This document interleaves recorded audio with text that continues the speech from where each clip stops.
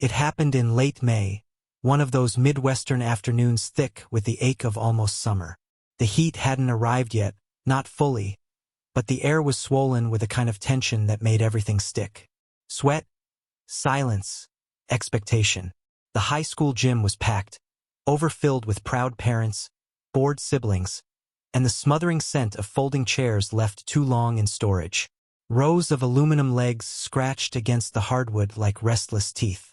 People fanned themselves with paper programs, their smiles brittle, already tired. Teachers stood like sentinels against the cinder-block walls. The principal adjusted the microphone again and again, as if volume might fix truth. I sat near the back. Not hidden, but not obvious either, exactly where years of quiet sacrifice will place you. Linda was up front. She had insisted on saving seats for Mike's father, and not once did she think to save one for me. I told myself I didn't care. I told myself I preferred the view from the back, where you can see everything clearly, where you can watch people become who they really are. Mike's name was called. The applause came hard and fast, and the whole room turned toward the stage like worshippers. He looked sharp, black tie, pressed slacks, a haircut that still smelled of talcum powder. His smile had edges. The boy I helped raise had grown into someone else entirely, someone sculpted by hours I had worked, by weekends I had given up, by paychecks I had split in half so he could feel whole. He took the stage like he belonged to it. I clapped. 3 slow, deliberate claps, just enough to be polite, just enough to convince myself I still believed in the illusion. Then the principal spoke. "And of course," she said, "we want to offer special thanks to Mike's real father, who's here with us today, front row, where he belongs." Front row where he belongs. I didn't mishear her. The word she used was real. Not biological. Not parent. Real. There he was, 2 rows from the podium.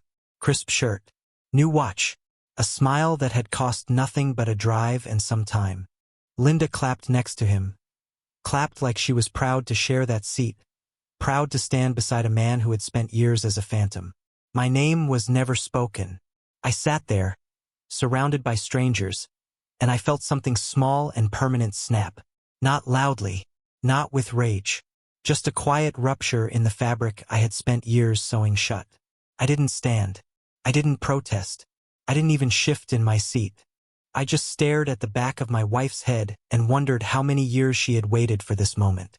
How many birthdays, holidays, milestones she had quietly wished he would show up and reclaim the family I thought I had earned. Because that's what it was, wasn't it? Reclaiming. Like I had only ever been the substitute. The seat filler. The man who paid the invoices while she waited for the original cast to return. The applause faded. Mike stepped down, diploma in hand. He didn't look at me. Not even a glance. His eyes found Linda, then his father, and the 3 of them smiled like a portrait I'd never been part of. Not really. I sat still. Motionless. Not because I was calm. I wasn't. But because I understood what was happening. I understood it with the kind of clarity that only comes after years of fog. This wasn't an oversight. This wasn't a simple, unfortunate omission. It wasn't a mistake. It was a message. It was the public rewriting of a private history. A history I had poured myself into until I barely recognized who I was without it. The thing about being erased is that it doesn't happen all at once. No one just stands up and announces, "You don't matter." It happens slowly. It happens in sighs and silences, in the way your name is left off the invitation or mentioned last, as an afterthought. It happens in PTA meetings where you sit alone, in family group chats where your phone stays quiet, in the way Linda started saying "my son" instead of "our son." And now it was happening in front of a crowd, a gymnasium full of people who didn't know me, didn't see me, didn't need to, because this wasn't for them. It was for me. It was Linda's quiet verdict. It was Mike's silent endorsement. And it was the principal's public sentence, read aloud into a microphone that hummed with finality. When they applauded, it felt like a funeral. For the man I had tried to be. I looked around the room, my eyes grazing the parents. The fathers in polo shirts and loose blazers, the ones who coached baseball and grilled burgers and were loved not because they were perfect, but because they belonged. Because they had a title no one could revoke. I had none of that. I had the receipts. I had the bills. I had the spreadsheets saved in folders labeled fall semester, travel abroad, senior year. I had the 3 a.m. work sessions to cover gaps no one acknowledged. I had the notes from Mike's teachers asking for help. I had the calls with the dentist, the missed work for doctor appointments, the college applications reviewed in the quiet of an office he never once thanked me for building. But names matter, and mine wasn't spoken. You think that kind of thing wouldn't matter. You tell yourself love is measured in actions, not words.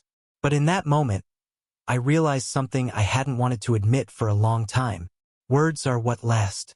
Actions get forgotten. Money gets spent. But names get remembered. They get printed in yearbooks, said into microphones, written into speeches, carved into memory. And mine was nowhere. Linda didn't turn around. That was what sealed it. She didn't even look over her shoulder. Not once. As if acknowledging me would have ruined the image she had been curating. She stood next to the man who had missed years of Mike's life and smiled like nothing was missing. Maybe nothing was. Maybe I had just imagined it all, the family, the bond, the respect. Maybe it had all been performance. Maybe I had been the one clapping for a role that had never truly been mine to play. I stayed until the end. I watched every student walk that stage. I listened to every name called, every thank you given, every strained cheer. And when the ceremony was over, I waited in my seat until the gym was nearly empty, until the floor stopped squeaking, until the balloons stopped bobbing, until the music died. Then I stood, and I left, not in anger, not in protest, not even in grief. I left in silence, because once a role is rewritten in public, it's no longer an oversight. It's a decision, and I'd heard it loud and clear. We came home late from the ceremony. The house still smelled like the suit I'd worn too long, the starch in my collar clinging to the sweat behind my ears. Linda floated through the rooms, humming. She was still carrying the weightless high of applause. That thin, hollow happiness some people wear like perfume, meant to impress strangers, not anyone who knows the scent underneath. Mike didn't speak to me. He went straight upstairs, his tassel still swinging from the mirror in his hand. I heard the door close, not loud, but final. I sat at the kitchen table, still in my shoes. I don't know how long I sat there. Time feels different when you've been publicly rewritten. It doesn't tick forward. It sinks. Linda came in, poured herself a glass of wine, and leaned against the counter like she hadn't just applauded the man who abandoned our family. She didn't say anything about the ceremony. Not to me. She talked about the decorations, the lighting, the way the principal carried herself. Nothing about the man who paid for every thread of that celebration. She didn't ask how I felt. She didn't even say goodnight. She walked out of the kitchen with her glass, and I stared at the bottle. Still half full, still cold.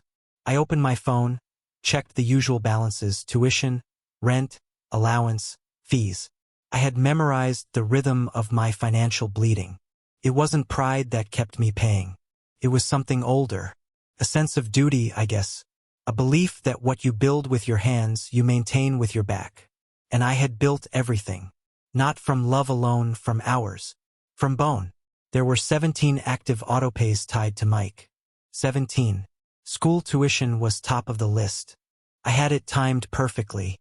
The next semester payment would hit at 8:12 a.m. Same as always. It was like a tradition. My silent offering. Every quarter, the bank reached into my account and extracted another piece of me so he could stand on a stage and pretend I didn't exist. But I wasn't angry. Not yet. Anger is for people who still want something. What I felt was closer to detachment, the kind of cool, clean distance that comes after mourning. I stared at the screen, finger hovering over the edit button. Then I tapped it. Autopay off. A simple toggle. Like canceling a subscription to a show that stopped being good. I moved down the list. Apartment rent, off. Meal card, off. Books and lab fees, off. Every line was like a string, and with each click, I felt them snap, one by one. The weight didn't fall. It evaporated. I didn't do it in revenge. I did it like a man reclaiming his own name. Like a man clearing out a room he never should have furnished. When I closed the app, I felt nothing. And that's what told me I had finally crossed the line between hurt and done. At 8:12 a.m. The next morning, the silence broke. The school called. A woman's voice, professional but tight. "Hello, Mr. Graves. We're calling to inform you that the tuition payment for Michael Douglas was declined this morning. Our system shows that the account on file has been disabled. Would you like to provide another method of payment?" I didn't lie. I didn't dodge. I simply said, "I'm no longer the payer.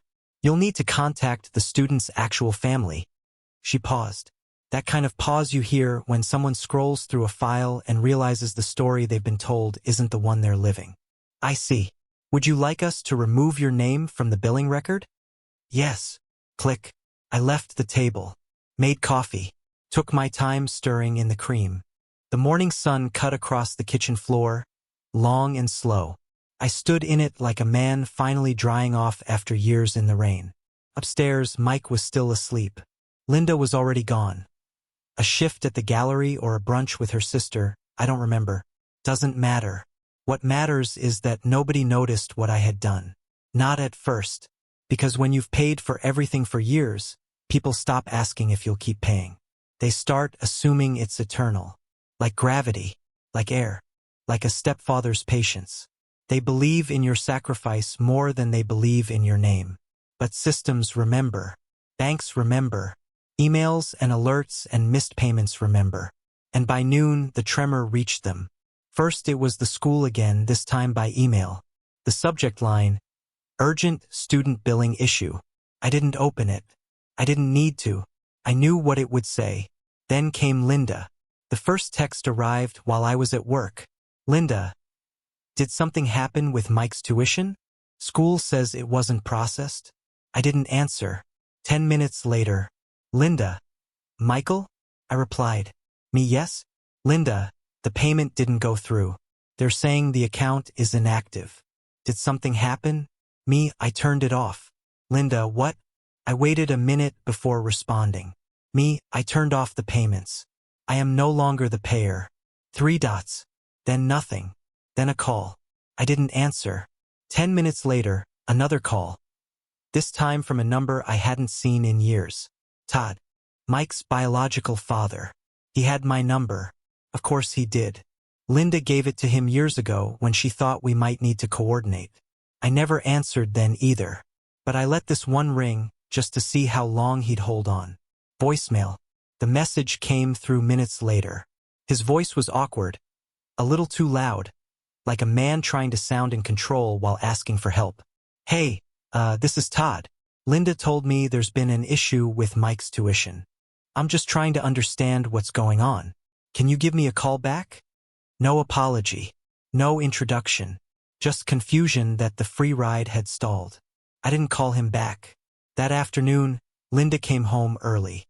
She didn't speak right away. She walked into the house like someone who'd forgotten where the walls were, bumping against things, moving slower than usual. I stayed at the sink washing a mug. "I just got off the phone with the school," she said. I nodded. "I know. You canceled everything?"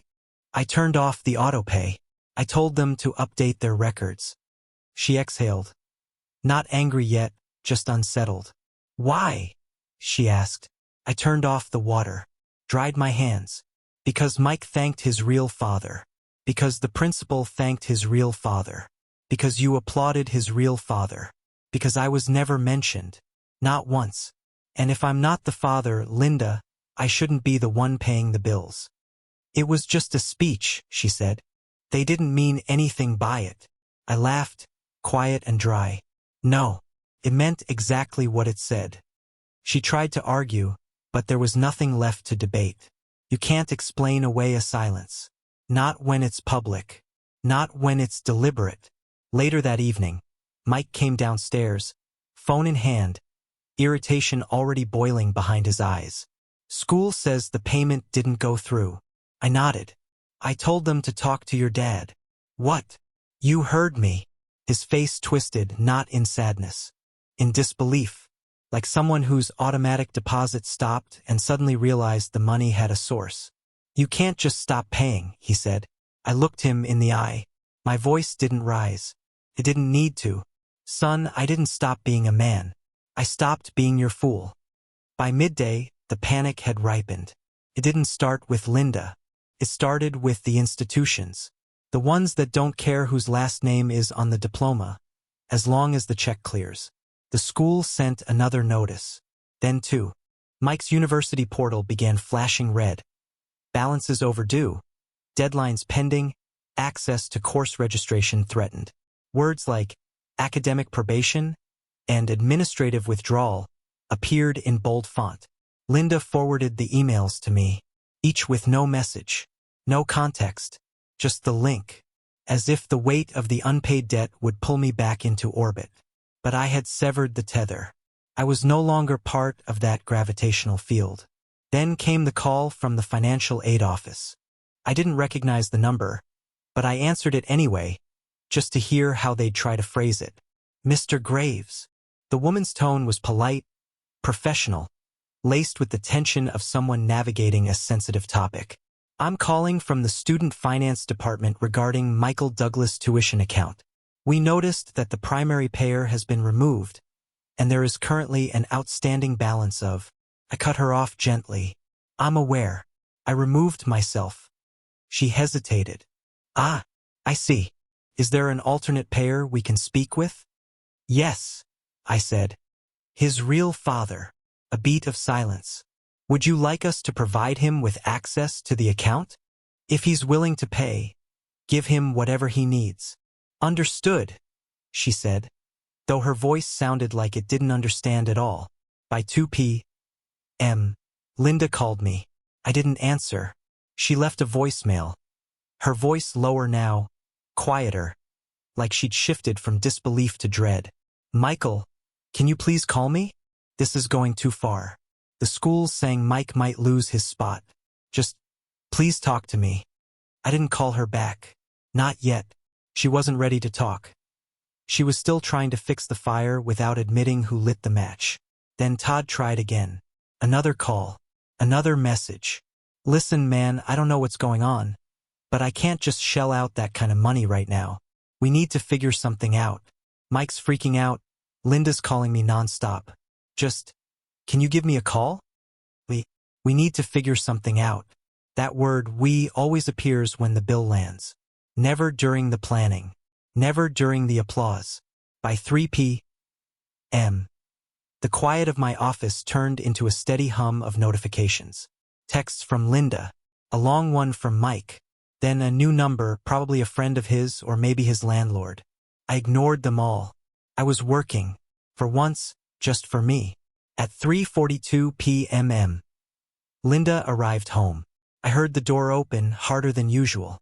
She stood in the hallway like she was trying to choose between a fight and a plea. I didn't move from my chair. "You need to turn it back on," she said, voice trembling with urgency. "I don't need to do anything," I said without looking up. "He's going to lose everything." I closed the laptop and finally met her eyes. Then maybe he should have thought of that before deciding I was nothing. "That's not what he meant." "No," I said. "That's exactly what he meant. Don't give me your name. You're not my father." That's what he said. And now that the money's gone, suddenly biology isn't enough? She didn't answer, because she knew. She had let him say it. Let it land. Didn't challenge him. Didn't even flinch. She sat down across from me, trying to soften her voice. "Michael, he's just a kid." He was upset. It was a stupid thing to say. No, it was an honest thing to say. Stupidity doesn't sound that clear. I leaned back in the chair and folded my arms. "You want the payments back?" I asked. "You want me to pour more into the same hole I've been filling for years? Then I want the truth first. From you." She blinked. "What do you mean? Do you think I'm his father?" "Michael, do you think I'm his father?" I repeated. She didn't speak for a long moment. Then, finally, she whispered, "You've done more for him than anyone else." "That's not the question." Her silence gave me my answer. She didn't believe it. Not fully. Not when it counted. Not when the world was watching. I was the man she depended on, not the one she defended. A functional placeholder. A wallet with hands. I'm done, I said. She stood up, panicked now. You can't do this. He's in too deep. This is his future. And I've already paid for most of it. More than I should have. But this is yours to fix. Yours and Todd's. She looked at me like I'd stabbed her. That's the part people never talk about. When you stop giving, they act like you've stolen something. Like generosity is a loan with no due date. Like the sacrifice they applauded yesterday became expected today. I carried that boy, I said quietly. I didn't have to, but I did. Every bill, every form, every hour of overtime. Not because I was obligated, but because I thought I mattered. Because I thought family meant more than blood. Tears welled in her eyes, but I didn't soften. I raised him like he was mine, and you let him tell me I wasn't. In front of you, and you said nothing. She shook her head slowly. I didn't mean. You didn't mean to defend me. That's the truth. I turned and left the room. 10 minutes later, the front door opened. Mike had come home. His voice was already tight. He was bracing for the argument, not realizing it had already been lost. You're really doing this? He shouted into the hallway. You're just gonna let everything fall apart because of one sentence? I walked back into the living room. He stood there, phone in hand, sweat on his brow, his whole posture radiating disbelief. You called me a stranger, I said. Now I'm acting like one. I didn't mean it. You meant it enough to say it. He stepped forward. You've been my whole life. You paid for everything. You were there. Don't just walk away. I was there, I said. But I was never seen. Not really. I was tolerated. Used. Not respected. He looked at me, and for the first time in a long time, I saw something close to recognition in his eyes. Not love. Not even guilt. Just the slow, creeping realization that the machine had stopped, and he didn't know how to build it back. What am I supposed to do? He asked. I didn't blink. You're supposed to do what every other adult does when the person footing the bill steps away. Which is, figure it out.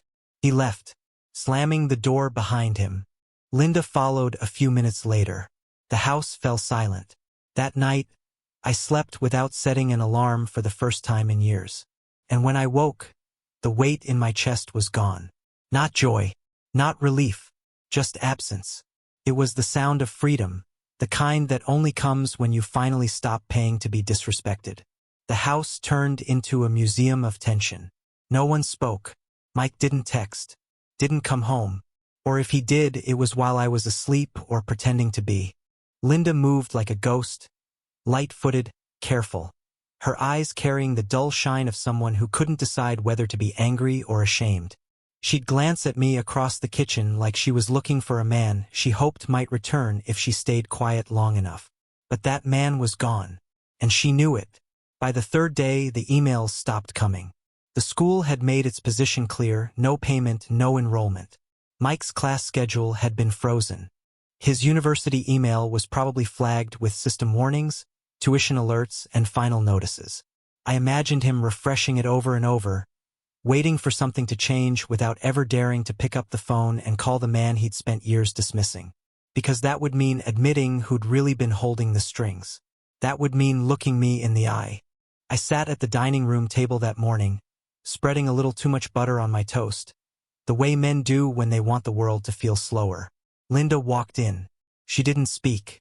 She poured coffee, stirred in cream, sat across from me. I didn't offer conversation. She broke first. He's scared, she said. I didn't answer. He doesn't know what to do. Still, I said nothing, because fear, while uncomfortable, is also instructive. And no one had taught Mike how to be afraid of consequences. That was the problem. We had insulated him from every sharp edge, every overdue notice, every budget conversation whispered behind closed doors. We'd built a padded room around him and called it love. But love without truth is delusion. He called his father, Linda added. Her eyes stayed on her coffee. He won't help. I finally spoke. Of course he won't. You were right, she said. That admission landed with all the weight of a whisper. It wasn't an apology. It was a white flag. The kind people raise only after their shelters burn down and they're standing in the ash. Mike's been sleeping on a friend's couch, she said. He still has keys to this house. He doesn't want to come back until I pay, I finished for her. Until I undo what he earned. Michael, he's 18. He's old enough to know who fed him, I said. He's old enough to call me by my title when the bills are due, but not when the speeches are made. She said nothing, and that silence was louder than any defense she could have offered. The rest of the day passed without remark. I went to work, came home, sat on the porch with a glass of water that tasted like peace. That night Mike came home. He didn't announce himself, just walked through the front door and stood in the hallway. I didn't rise to meet him. I let the moment hang. He looked smaller than usual. Not physically, just deflated. The arrogance was gone. So was the certainty. He didn't ask how I was. He didn't say sorry. He said, "They're dropping me from the semester." I nodded. "I'm going to lose the credits." I said nothing. His hands curled at his sides. "You really don't care?" "I care," I said. "I care deeply. That's why I stopped." He blinked. "That makes no sense." "It makes perfect sense. You don't reward contempt. You don't finance erasure." He shifted. The words made him uncomfortable. "Why are you doing this?" he asked. And I smiled. Just barely. "I'm not doing anything. That's the point. I stopped doing. You built your world on the assumption that I would never stop. You were wrong." He swallowed hard. His voice wavered. "I didn't mean it. But you said it." He didn't reply. Linda came into the room holding a towel, pretending to be casual, pretending she hadn't been listening from the kitchen. "Mike," she said softly, "just talk to him. Tell him what you need." But he couldn't. Not fully. Because this wasn't about tuition anymore. It wasn't about credits or balances or online payments. It was about identity. He had stood in front of hundreds of people and let someone else wear my title.